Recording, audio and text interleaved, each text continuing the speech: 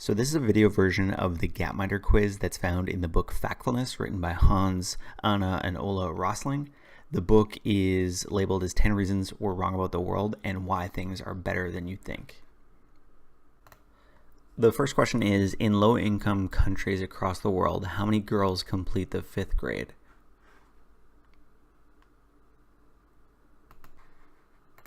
The second question is, where does the majority of the world population live? Low-income countries, middle-income countries, or high-income countries? By the way, that last question represents one of the main ideas in the book, where these 4 income levels are actually a better representation of an accurate view of the world, each icon representing 1 billion people. You can see the majority of people actually live in levels 2 and 3, and over the next 20 years, it's projected 3 additional billion people will move up a level. Question 3 is, in the last 20 years, the proportion of people living in extreme poverty worldwide has almost doubled, B, remained more or less the same, C, almost halved. If you go to the website gapminder.org, you can see these graphs. The faint line going through the hump of the top chart actually represents the severe poverty line. It's really represented under $2 a day that people are living on. And you can see over the last 20 years, the hump, which represents population, really shifts over to the right. Question 4 is, what is the life expectancy of the world population? 50 years, 60 years, or 70 years?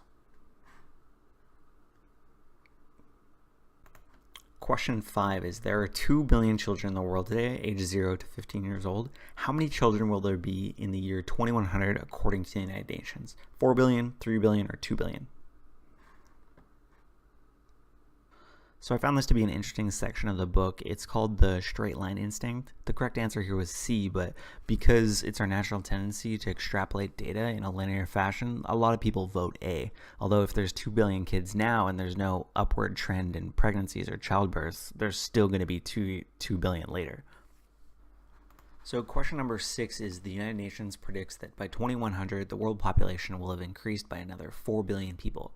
What is the main reason? There will be more children under 15, there'll be more adults 15 to 75, or there'll be more very old people, 75 or older.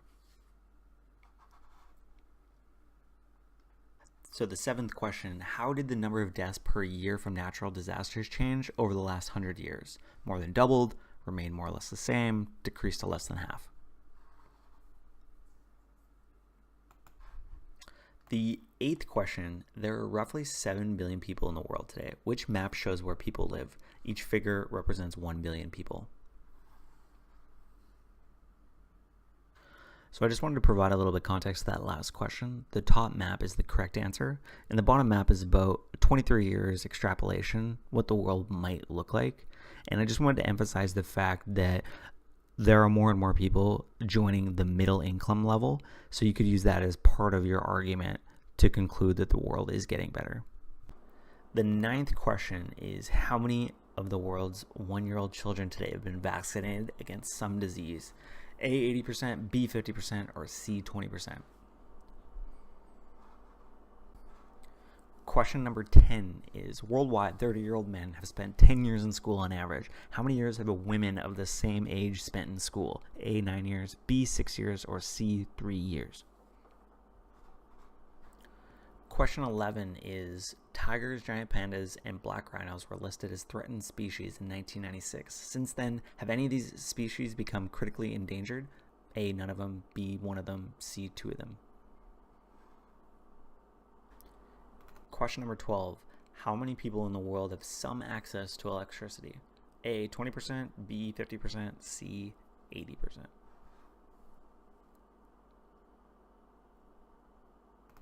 The last question, the global climate experts believe that over the next 100 years, the average temperature will A, get warmer, B, remain stable, C, get colder.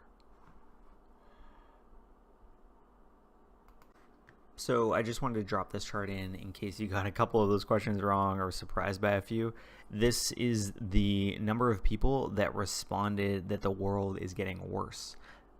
So you can see the majority of people all thought that the world is getting worse before they saw some of these facts. I'm going to link to more context below, but Hans actually lists 32 different things, and these are 16 good things that are increasing. Next slide is 16 bad things that are actually getting better, but it just gives you more data around the idea that, in fact, the world is getting better in a lot of ways. And here are some of those examples of bad things that are getting better. So hunger's way down, nuclear arms is down, child labor is down, deaths from a disaster, smallpox, ozone depletion, all way down. So I encourage you to click through the link to explore more of these data points. So just in case you didn't get 100% on that test, I'm going to leave you with these rules of thumb that Hans defines for a more accurate worldview. We went over a couple of them already, like the straight line instinct, but couple others that I think are really interesting. One is check the proportions. So for example, I said that there were less than 8% extreme poverty. That number is actually still 580 million. So if I said that alone, it might be a little bit shocking and sensationalist, but if you have something to compare it to, then you can see that it's trending to be better. The other one I thought is particularly interesting is the avoidance of pointing fingers. So inside the book, he actually says, our blame instinct makes us exaggerate the importance of individuals or particular groups. It steals our focus and blocks our learning of how to improve the systems that could have prevented the situation in the first place. So I go into more detail about the stories around these things, but just remember, I think it's a good reason why not to point fingers at either villains, but also heroes. So the very last thing I'll leave you with is the Gapminder.org website.